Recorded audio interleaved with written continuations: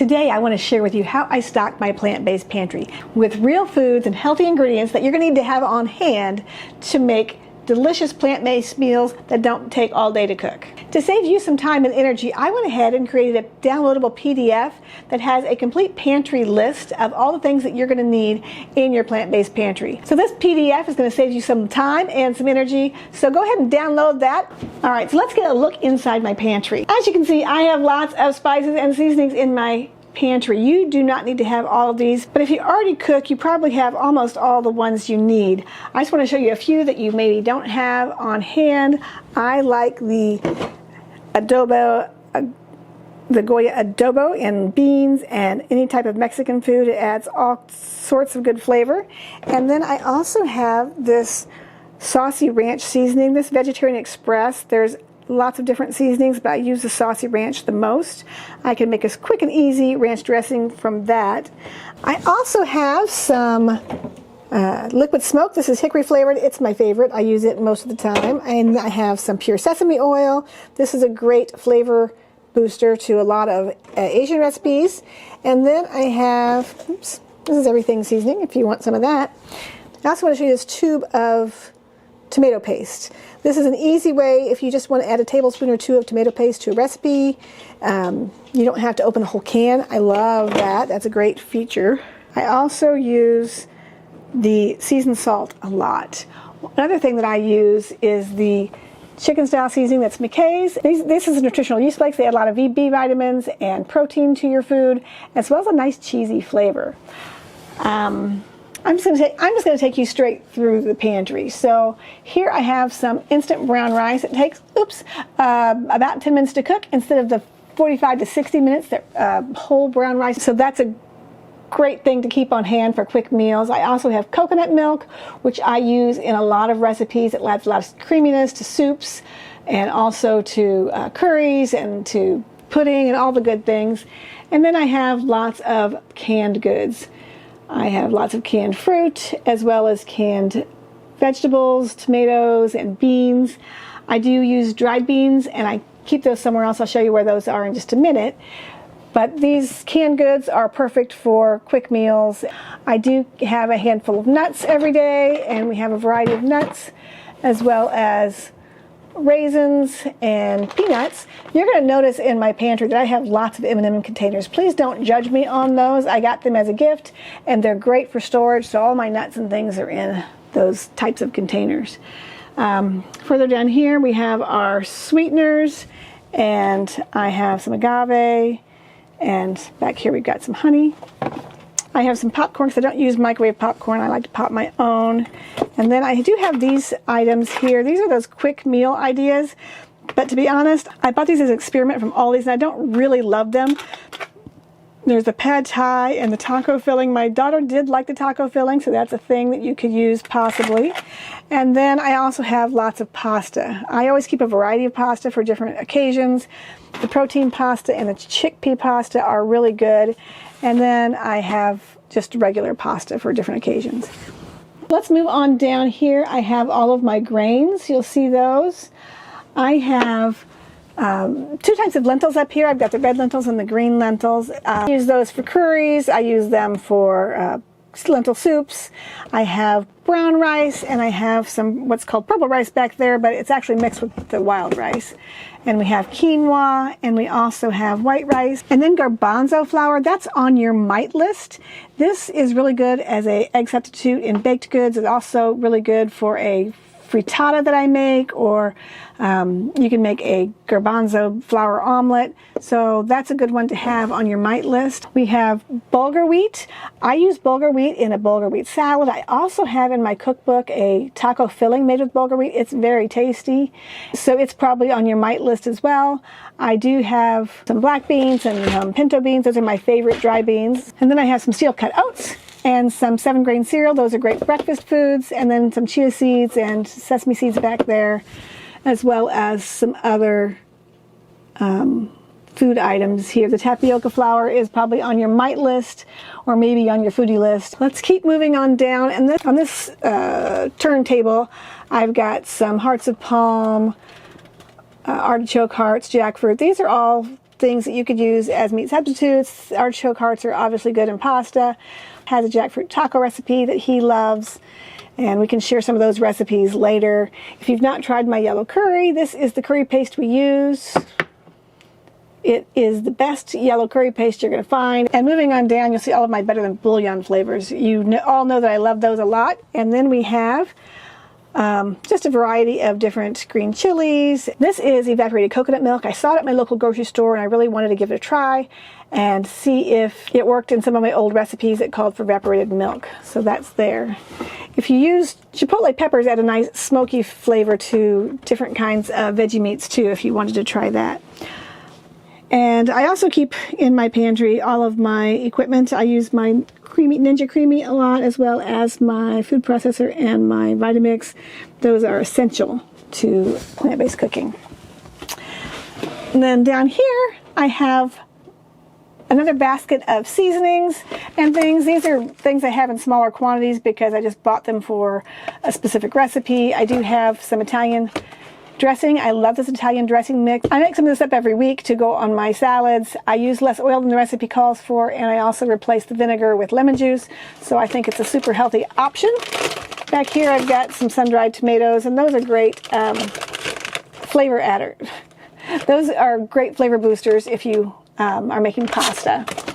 And then I've got all of my M&M containers again, and these are filled with nuts.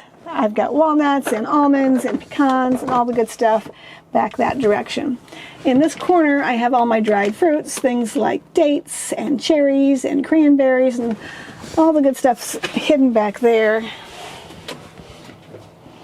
And lastly, I have a variety of flours, including whole wheat flour and oat flour and some quick oats.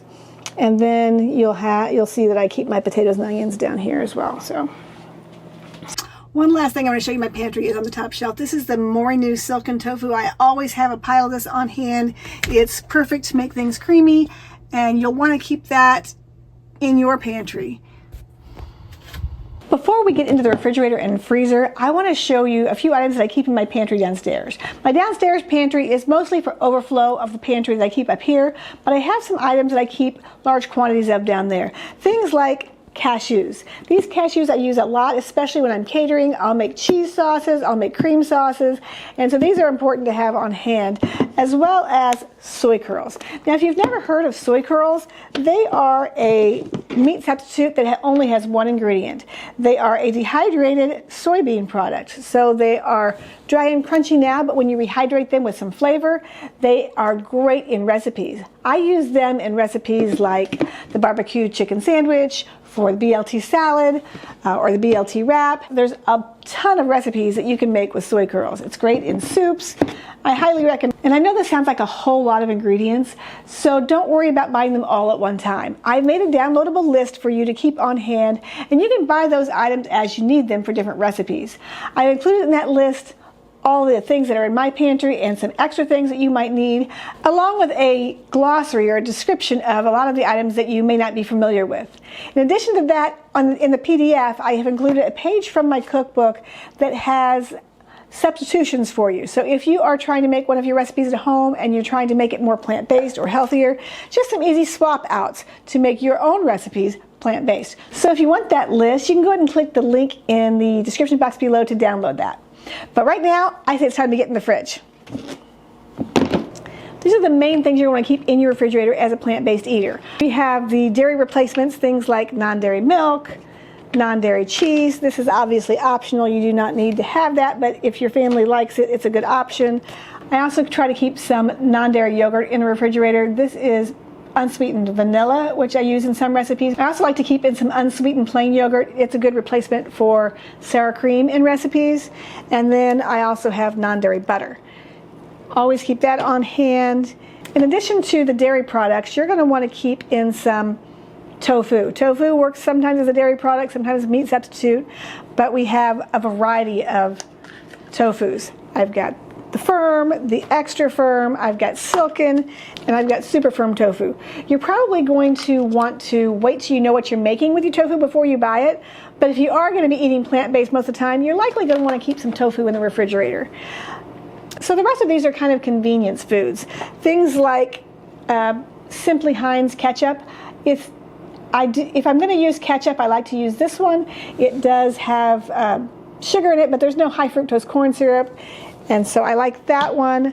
Also, for convenience, I like to keep in some lemon and some lime juice.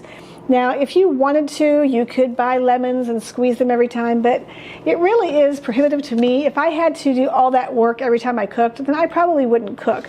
Same with the garlic. I don't have it out here, but the minced garlic in a jar, very important for convenience and speed in getting your dinner ready on time. Especially if you're making things from scratch, these conveniences are just fine. Don't you worry about them. This is the mixed up version of that dressing I showed you in the pantry. I always have that in the refrigerator. I keep Bragg's liquid aminos and some low sodium soy sauce, as well as some Worcestershire sauce.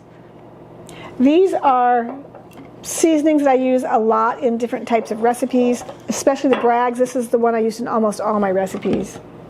I keep Dijon mustard in my refrigerator as well because it's one of those things that you can add and just gives a little spice and a little seasoning to your food. Remember, when you're eating plant-based, all your flavors are just a little bit different because you're not using dairy, you're not using meat. So having some extra flavor punch from different areas is going to be a good option for you.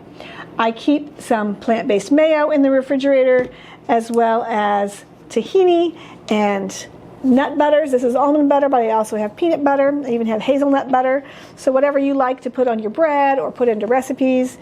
And then I have my maple syrup.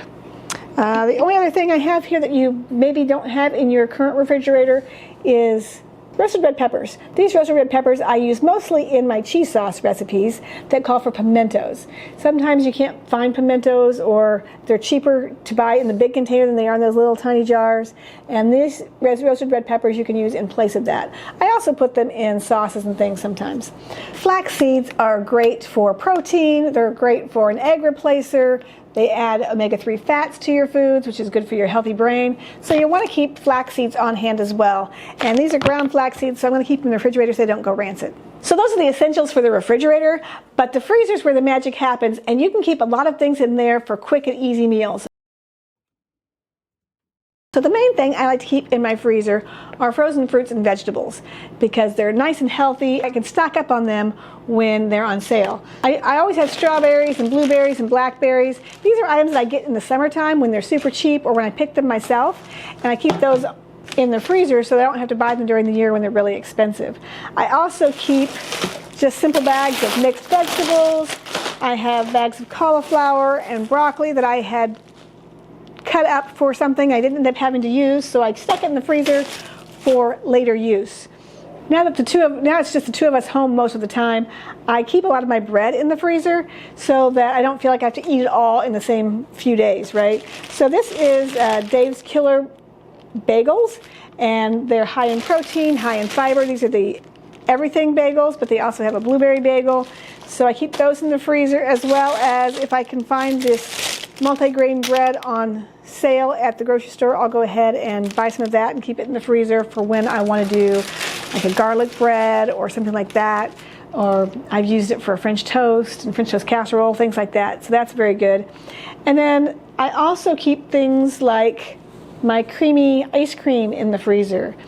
If you like to buy Rubbermaid containers and you get all these little things that come with your sets, these are the perfect size for aquafaba. Now this is the juice from a can of chickpeas that I use as an egg replacer, and this one container is about a quarter cup, and so it's about the size of one egg.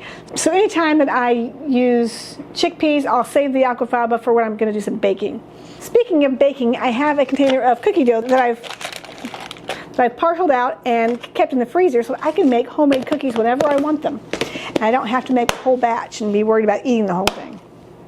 Lastly, I'll keep in my freezer some meat substitutes for recipes that I think would be better with them, and things like the meatballs or some griller crumbles to replace some ground beef. I do have some knot sausage here that's great in like a pasta recipe. I hope this video has been helpful to you and that you can now have a well-stocked plant-based pantry. If you want that download, go ahead and click the link in the description box below.